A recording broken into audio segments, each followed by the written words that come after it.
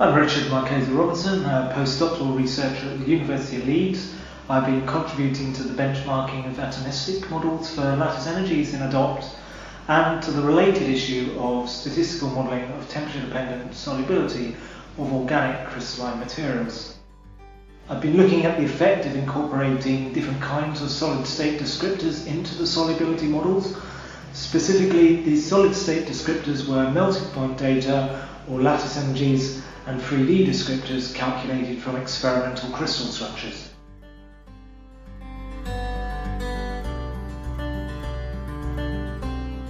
We've shown that it's possible to predict temperature-dependent molar solubility reasonably well for untested materials to within about 1 log unit using molecular descriptor-based models.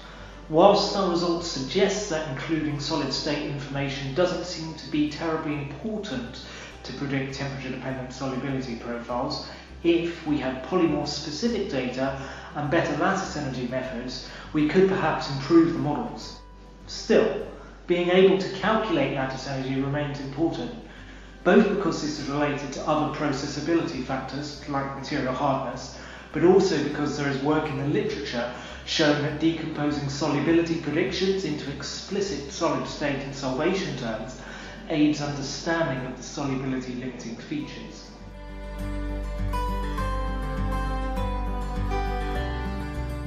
The models of aqueous temperature-dependent solubility and non-aqueous systems, which we're looking to do soon, could help inform the digital design and manufacturing unit operations such as cooling crystallization and wet granulation.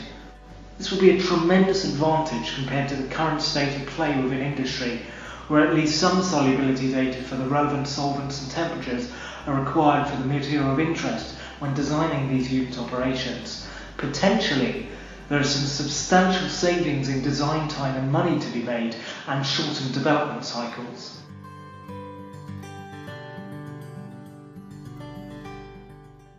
A summary of our findings regarding modelling of temperature-dependent solubility in aqueous solution was recently published in the Open Access Journal of Cheminformatics.